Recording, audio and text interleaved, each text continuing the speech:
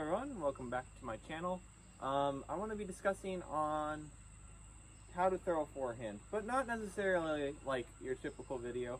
This is more of a routine and learning method for people who either don't have a forehand or throw forehands like this. What is this hole? 350 straight. Okay, I'm gonna have to go with my Calvin Heinberg Super Lucid X Pop Top Super Overstable Destroyer Stiletto Warhorse X1 thing, because that's really the only thing that can handle the torque that I put on a sidearm. It's just because I am really good at it. So. See, it was going really straight. It just I hit that air. So instead of doing that, I want to show you how I learned how to throw forehands and how this way is not necessarily the best way of learning forehands, but is a really good way to learning touch forehands and how to get proper snap. So I'll go over the basics of a forehand. A forehand is, unlike a backhand, is a forward-facing throw. You don't really have to rotate your body over or anything like that. So with the forehand, it's all driven up with reach back, rather than with the backhand, it's more about cocking your hips and all the things. So with the forehand, it's about reach back. And there are a million ways you can reach back.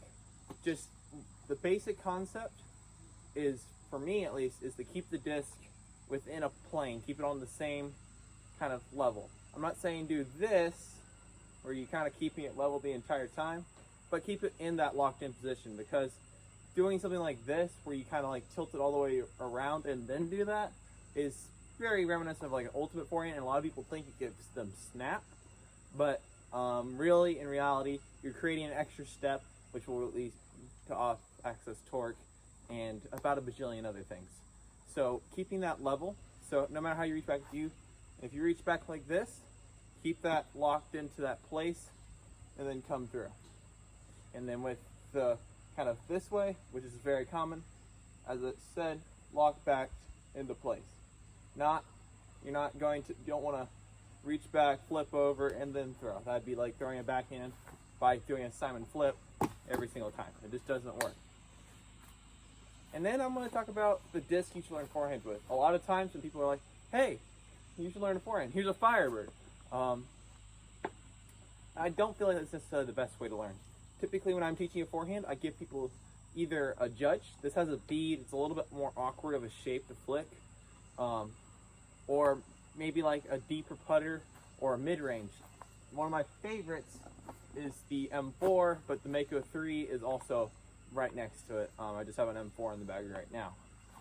So the reason to learn this is it learns you how to throw a hyzer flip forehand, how to control angles, and so instead of having a sidearm, eventually you will get a good sidearm throwing a Firebird. I mean, you will learn how to flex it and get that, and you'll have that one angle chop over hyzer sidearm, but you'll learn more kind of like the big germ kind of stuff where you hyzer flip it and stuff like that. And that's going to bring my next thing. Something among the elite forehands, one is that they are able to get this elbow cocked back very far. Second is the amount of snap they get with their wrist. And that comes from this right here. That's where the snap is. And it isn't so much about kind of winding up, making the disc flip over in circles and stuff. It's more about right here.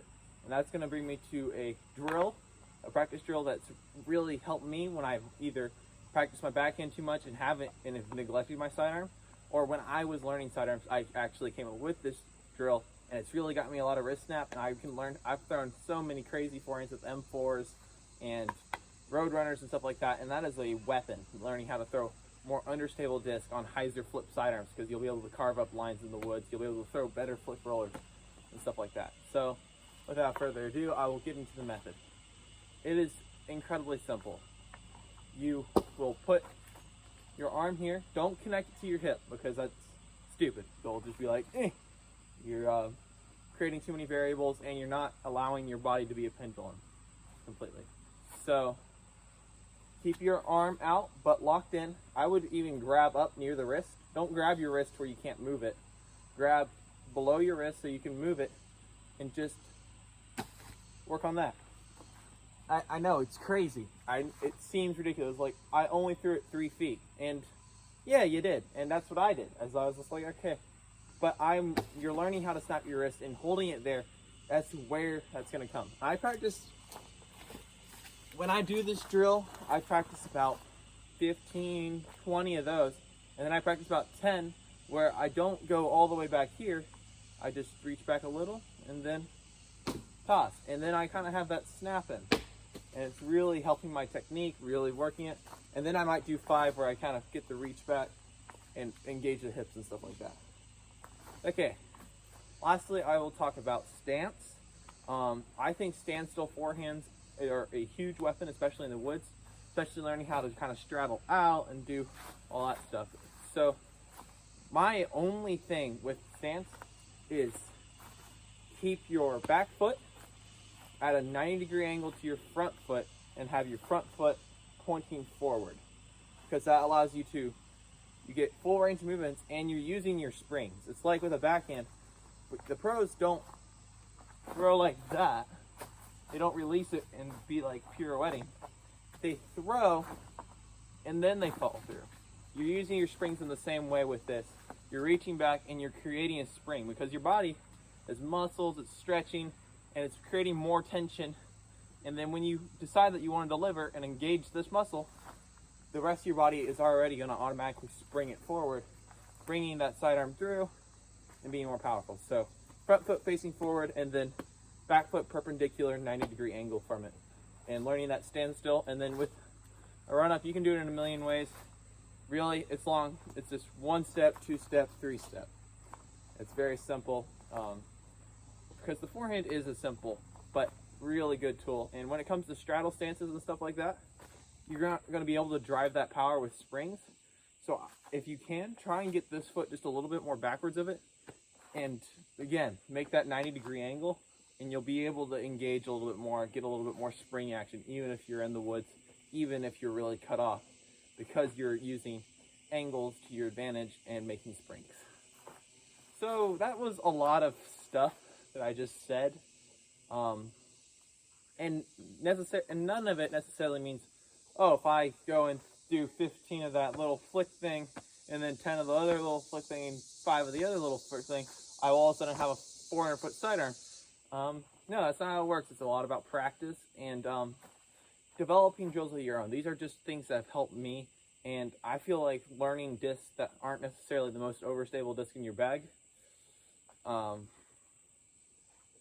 is the very, very, very best thing.